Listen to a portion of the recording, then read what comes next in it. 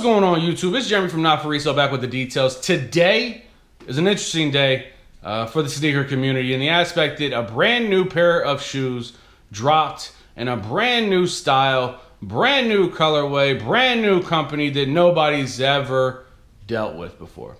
Well, I would say the majority of us have not dealt with it. So I'm talking about the Zo2's. New basketball shoe by Lonzo Ball from Big Baller Brand. Don't worry, in the description below, I will not put a link in there for that. You'll have to find that for yourself. Today is interesting though. He has officially released $495 worth of shoes, rubber, leather, and a funky looking basketball on the front of it. So if you haven't seen them yet, I'm gonna throw a little picture up right about now. We getting there, right money. We getting there, right money. Holla, shit, hollin' if I lie. So the shoes themselves, let's look at the shoes themselves. They're black leather. It looks like they have like a black purpley kind of sole to them. I guess equivalent to a Gamma Blue 11 type of sole. It looks like it has a purple hue to me. It looks like it has a yellow inner liner of the shoe. Seems to be a pretty decent quality. The actual emblem is not a bad emblem. It looks like a basketball with a Z in the middle of it. Doesn't look terrible. And to be honest, I mean, the shoe overall doesn't look that bad. Until you look at the price tag. The price tag of the shoe is $495 plus tax plus shipping. And we'll never be royal. Couple problems with this. For one, you've never played an NBA game, right? So you've never played an NBA game. We don't even know if you're actually going to hit the court. It could be like a Julius Randle type of situation where you get injured before you even get on the court. We never see you, and there you are. It could be a Greg Oden type of thing. You know, you get injured, you get drafted, you get injured. I think you might have played 4 games in your entire career. Maybe that happens. I don't wish that upon you. I don't know if that's going to happen. Nobody really knows if that's going to happen. But you're charging us $500 for a pair of shoes that basically can't even say you're an NBA player who's selling a shoe, because you're not yet. So it's $500 for the pair of shoes. So if you want to buy it, buy it. I'm not going to. The other thing that I have a problem with is this. The overall just view that the sports world has of Alonzo Ball, it pertains around how his father conducts himself. His father, let me say the positive things about his father first. His father is very, very supportive. He's very supportive of his children. So of his son, super supportive. I agree with that. I have a son. If he decides he wants to do stuff as far as that is concerned, I'm going to shake the pom-poms for him. I'm going to tell him, you know what I'm saying, to follow your dreams, son, because you can do whatever you put your mind to. And I'm going to do that. I'm not going to go on SportsCenter and compare what I've done, and this is what LeVar Ball has done, compares what he's done to beating Michael Jordan. LeVar Ball has went out and said that I could beat Michael Jordan. He's also said that his son Alonzo Ball is going to be, or is the best college basketball player to ever play, and that in the NBA he will be the greatest basketball player to ever grace the basketball court. So, for one, maybe that's true, but I'll tell you this: LeBron James has been tried and true on the court, and you're still getting, well, he might be the best, he might not be the best. Michael Jordan has always been the best, he'll always be the best. And this is after championships, this is after MVPs, this is after, you know, scoring titles and all kinds of stuff. And LeBron James still has not officially, by all accounts, gotten the crown. So for you to say that your son Alonzo Ball, who basically did not show up in the NCAA tournament, in the biggest game of his career thus far, did not show up. I watched him live play against Ohio State over here at the T-Mobile Arena in Las Vegas. The man I didn't even know he was on the court. I just thought he was another white dude out there shooting threes with the rest of them. I didn't even know the man was on the court. I think through the first half, he had 3 points, 3 rebounds, 2 assists, and he was not in foul trouble, boys. He was just not there. He was non-existent. And this is against the Ohio State team. This is depleted, to say the least. They're depleted. So I wasn't impressed when I seen him play live. He wasn't great. He wasn't, jumping off the mat. His shot is so funky. You know what I mean? His shot is just like, I don't know if you ever watched Wayne Turner. If you ever get to watch Wayne Turner, who played at University of Kentucky, he was probably maybe right around like right after the Ron Mercer, Derek Anderson years. If you've been watching college basketball for that long, you'll probably remember Wayne Turner had a shot that was super weird. It was just funky. It was funky. Like, he was right-handed, and basically you line your elbow up with your eye, and when you square up to take a shot, your right hand's going to be on the right part of your body. Wayne Turner would go and he would square up and bring the ball over to the left side and shoot it like this. And that is similar to how Alonzo Ball shoots. I don't know why he shoots like that, but yeah. That's enough about his sports ability. That's where I'm going to leave it there. His game is not the best that I've seen. I don't think it'll develop into the best. Could be wrong. I'm not an NBA scout. Watched a lot of games. Well, I'm not an NBA scout. So you're selling the shoes for $500. There could be two things that happen, and one could be good, one could be bad. The first thing we'll focus on what could be bad. What could be bad is that you go and, let me back it up.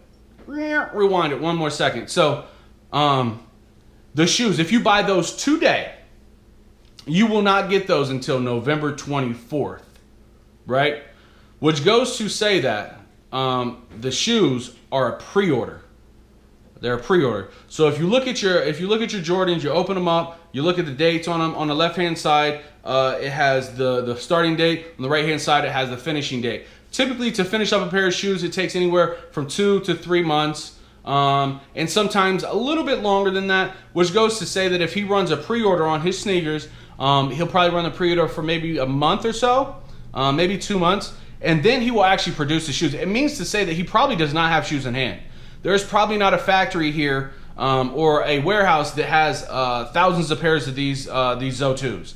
There's not. Because if, for one, your father wasn't that successful, so you don't have millions and millions and millions of dollars to pump into this clothing company, shoe company, because Nike wouldn't give you a contract, Adidas wouldn't give you a contract, and Under Armour would not give you a contract, at least not give you a contract for what you felt that you deserved, which is an astronomical amount, I'm sure. So you don't have a bunch of money. You don't have NBA money yet because you haven't been drafted. So, I mean, your father wasn't that successful because he said he was better than Michael Jordan, but he didn't make as much money as Michael Jordan, so do whatever you want with that information there. So, it goes to say that he's probably running a pre-order on these, and that could be good and that could be bad. So, we'll focus on, I think it makes more sense for me to point out where it could be bad at. It could be bad at the fact that maybe you only take a few hundred pairs on pre-order, and then you produce these few hundred pairs, and the company doesn't do well, it flops, and then these people paid so much money for these shoes, and they'll never recoup it because they're not going to be worth anything, and you basically have a $500 pair of hooping shoes, which nobody's paying $500. If you're an actual basketball player, you're not paying $500 for a pair just to hoop in. What could be good, and here's what could be good. Now listen closely, because I've been in the sneaker community for quite some time, and that's not to toot my own horn, but that's to say that I've seen a lot. Here's where it could be really good. So say this. Say he goes and does a pre-order, and say there's 1,500 pairs. 1,500 pairs, get pre-order. You're going to make 1,500 pairs. You're going to distribute them, you know what I'm saying? They're going to get there right around November, whatever. And say that LeVar Ball is right. And say that his son becomes a great basketball player. Now, by this time, here's what ends up happening. By the time you get your pairs in November, he will have been drafted. 2, he will have some money. 3, he'll be able to put it into this company. So what ends up happening is the first pairs are pre-orders only. You produce 1,500 pairs, they get sold. The next pairs will be mass produced.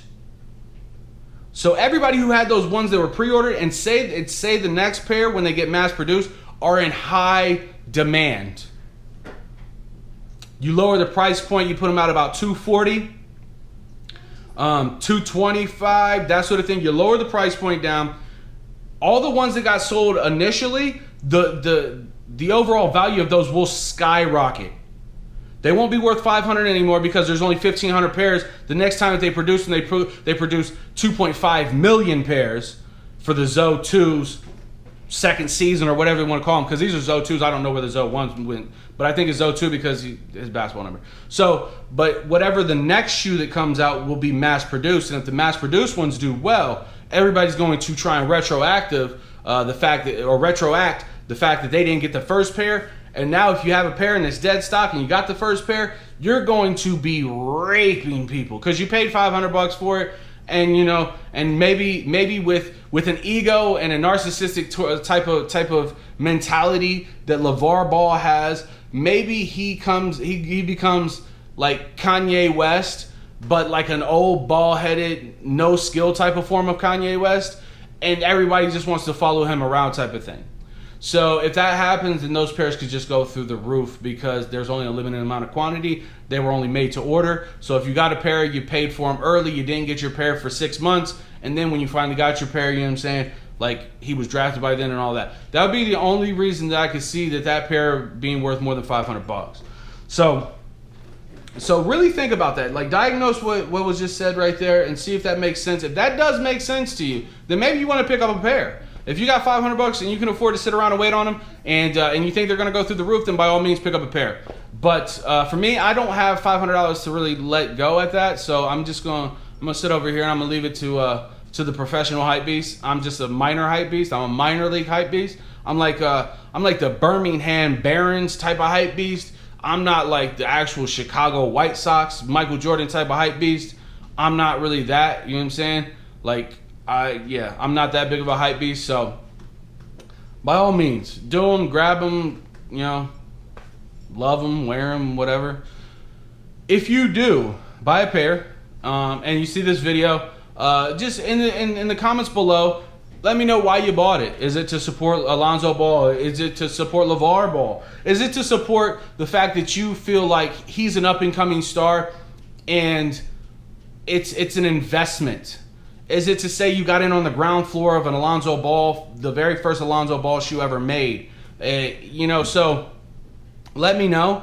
If you're not going to buy the shoe, let me know that too. If you enjoyed the video, please make sure you hit the thumbs up. If you're not subscribed to the channel already, please do so. Also, when you hit that subscribe button, hit that little bell that'll notify you whenever we put up videos. We're putting up videos typically about every other day, so about 3 or 4 a week. Some pretty interesting content, sneaker con, also different sort of stuff that we see here in Las Vegas as far as the raffle process is concerned, sneaker related news.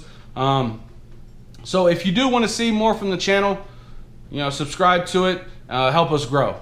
Once again, the shoes are weird. I'm not going to get a pair. Still, I'm going to catch footballs and not feelings. Peace.